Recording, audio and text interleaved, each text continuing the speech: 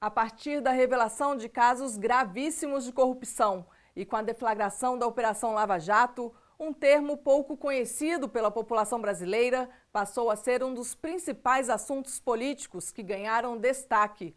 O foro especial por prerrogativa de função, mais conhecido como foro privilegiado, tem sido amplamente discutido, tanto que foi parar no Supremo Tribunal Federal.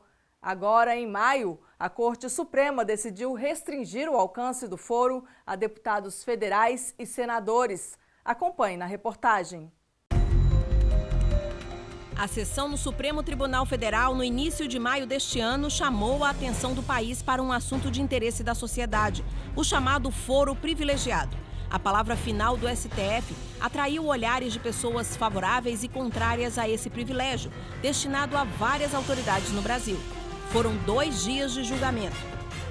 O propósito principal da afetação do caso ao Pleno foi debater proposta de limitar a competência dos tribunais aos crimes cometidos em razão do ofício e que digam respeito estritamente ao desempenho daquele cargo. Já temos, então, jurisprudência nesta Corte no sentido de entender que não compete às constituições estaduais estabelecerem foros por prerrogativa de função. E a primeira constatação a que se chega sem grande dificuldade é que o sistema abrange gente demais. Por fim, os 11 ministros do STF decidiram restringir o foro a deputados e senadores. No sentido de ser o foro por prerrogativa de função aplicável apenas aos crimes cometidos durante o exercício do cargo e relacionados às funções desempenhadas.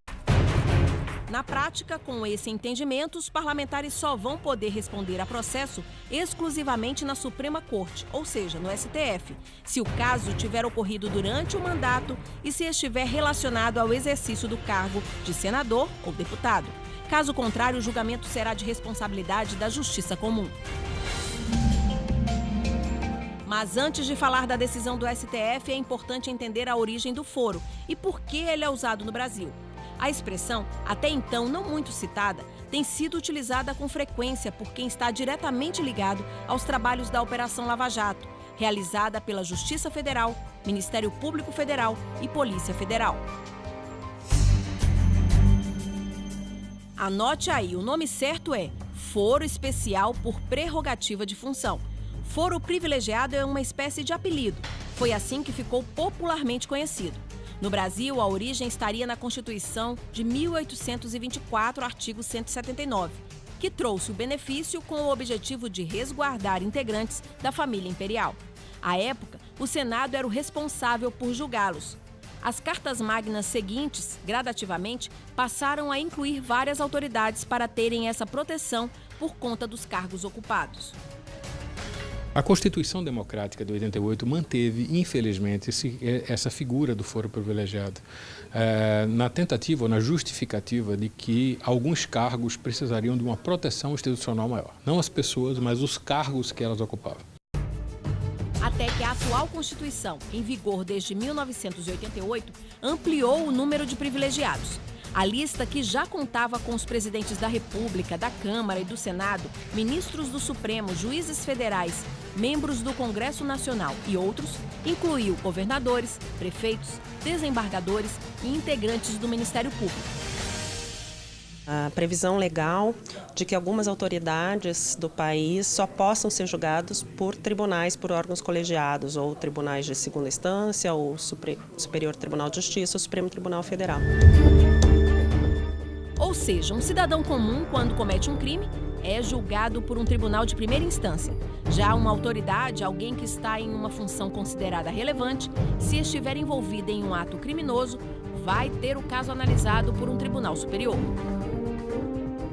Não permitir que essas atribuições do Estado muito relevantes, que o exercício dessas atribuições não esteja sujeita a situações nas quais, até por envolvimentos políticos, interesses escusos, né, você tenha uma autoridade titular de um cargo relevante desse, eventualmente submetido a julgamentos e de ordem vinculado a autoridades que não têm aquela mesma, digamos, proximidade numa hierarquia estatal.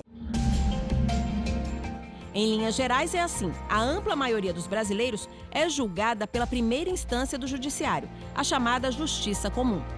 Quem olha o processo e dá a decisão é o juiz. Claro que está garantido o direito de recorrer nas outras instâncias quando uma das partes não concordar com a decisão. Agora imagine um prefeito que vai responder na justiça. O caso dele vai direto para a segunda instância para ser julgado por desembargadores. Quanto mais alto o cargo, maior a instância. Os governadores exemplificam isso. Por causa do foro, o julgamento deles fica no Superior Tribunal de Justiça.